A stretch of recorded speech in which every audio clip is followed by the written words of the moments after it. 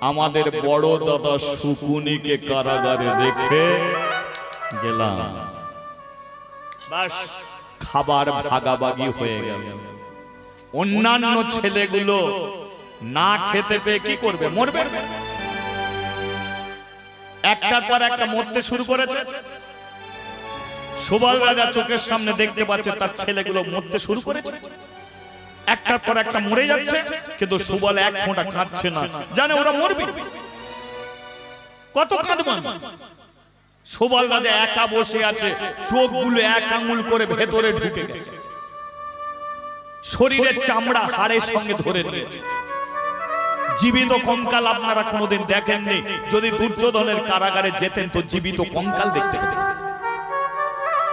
আজকে সুবল রাজা হাঁটতে পারে না, হামাগুড়ি দিতে দিতে শকুনির কাছে এসেছে। শকুনি, বেঁচে আছিস? আছি, আমিও বেঁচে আছি, তবে এবার আমি মরবো। তবে মরার আগে একটা কথা তোকে বলে যাচ্ছে, শোন। আমি মরে গেলে আমার বুকটাকে চিরবি। আমার বুকটাকে চিরে ডান দিক থেকে পাঁজরাকে টেনে বার করবে।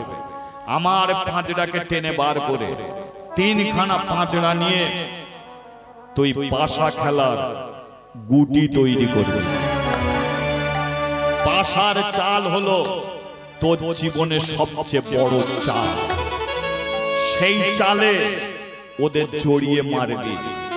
ওরে, আমি মরে গেল আমার হাড় পাশার গুটি রূপে থাকবে, আমি সঙ্গে তোর থাকবো। দ্বিতীয়, কারাগার থেকে বেরিয়ে সবার আগে দুর্যোধনের কাছে যাবে। বাবা, ও তো শত্রু, তুই একা, ওর 100 জন।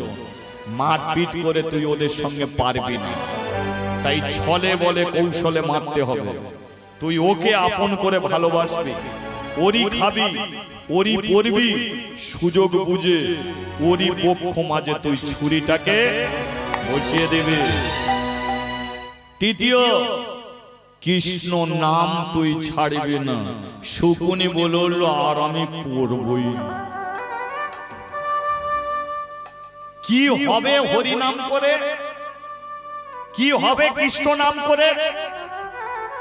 যার এত নাম করলাম সেই কৃষ্ণ দেখতে পেল না, আজকে আমি পশু হয়ে গেছি। সেই কৃষ্ণ দেখতে পেল না, আজকে আমি ভাইদের পচা গলা মাংস খেয়ে বেঁচে আছি। কি হবে তোমার জীবনে? কি হলো? এতদিন কৃষ্ণ নাম করে কি পেলে?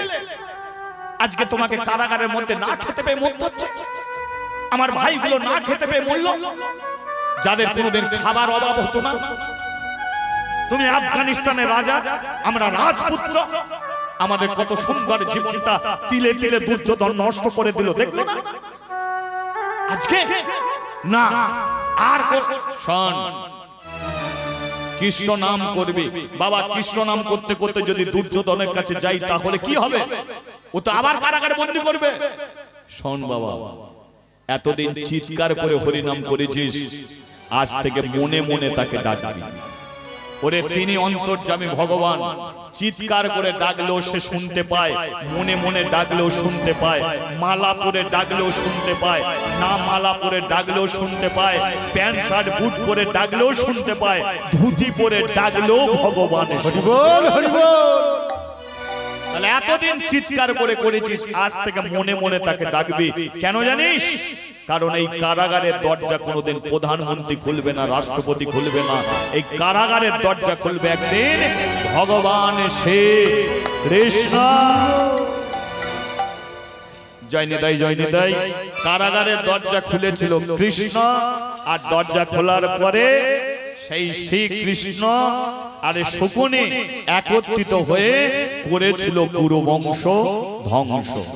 হে ভক্তমণ্ডলী, পরবর্তী দল আপনাদের কাছে আসছে।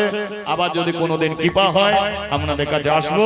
আপনারা ভালো থাকবেন, সবাইকে ভালো রাখবেন। শ্রী গুরু নিতাই গৌর প্রেমানন্দে হরি বল, হরি বল। ভক্ত আরে ভগবানের মিলন হইল, ভক্ত আরে ভগবানের মিলন হইল, ভক্ত আরে ভগবানের মিলন হইল, ভক্ত আরে ভগবানের মিলন হইল।